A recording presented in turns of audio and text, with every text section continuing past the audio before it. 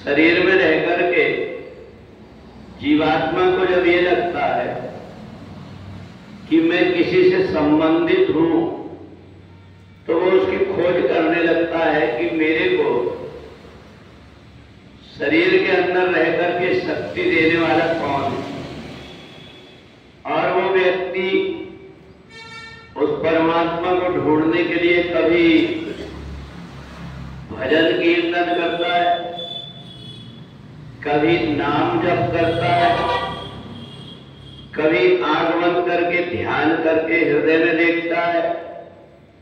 और कुछ ज्ञानी जन सांख्य योग के द्वारा ये जब देखता है कि पेड़ पर, पहाड़ में रहने वाले पेड़ ये हरे भरे कैसे, हमारे घर में हम छोटे छोटे पेड़ लगाते, एक दो दिन पानी नहीं देते तो वो सूख जाते, परंतु इन पेड़ों को हरा भरा कौन रख रहा है।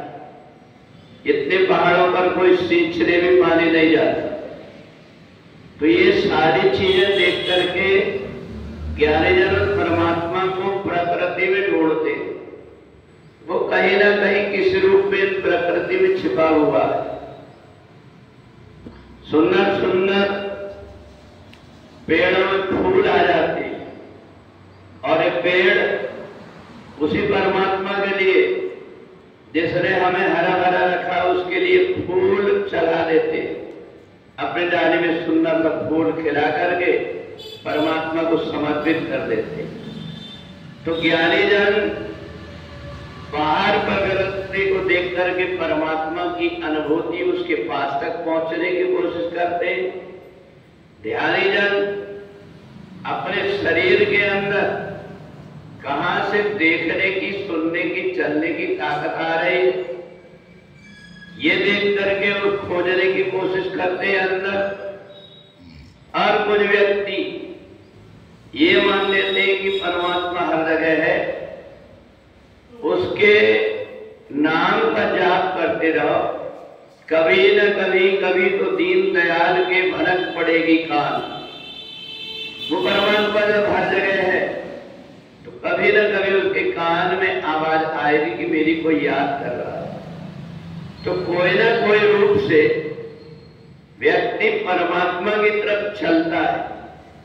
और इसी का वर्णन भगवान ने 13वें अध्याय में किया है।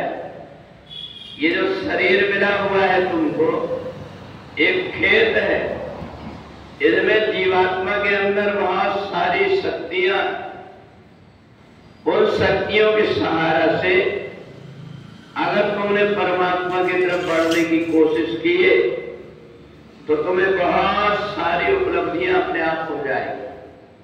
परंतु इस शरीर को केवल खाने पीने और सोने में, भोग विलास में ही अगर व्यक्ति खो देता है तो बाद में ये शरीर उसको मिलता नहीं, फिर उसको कीड़े मकोड़े बन करके घूमना पड़ता है, फिर बहुत सारे जानवर बन करके घूमना पड़ता है।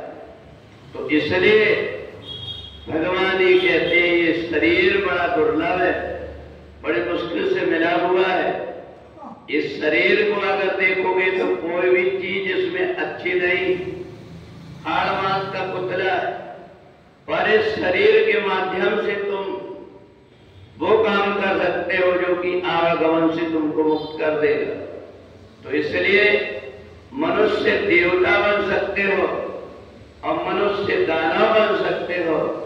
तो इसलिए ऐसा मान करके जो व्यक्ति अच्छे कर्म में लग जाता है तो उस व्यक्ति का संसार से आवागमन छूट जाता है और उसका उद्धार हो जाता है।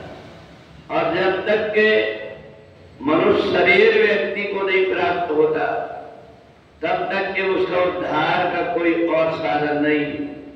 क्योंकि ऊपर जाने का, नीचे जाने का एक ही दरवाजा है, वो है मनुष्य शरीर।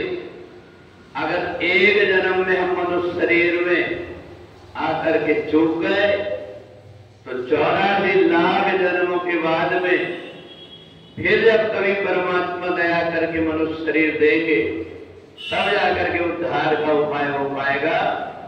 इसलिए ये जन्म मेरा बेकार न जाए, ये सोच करके व्यक्ति साधना में लग जाता है, परमात्मा की तरफ बढ़ने लगता है, वो जीव कृतार्थ हो जाता है।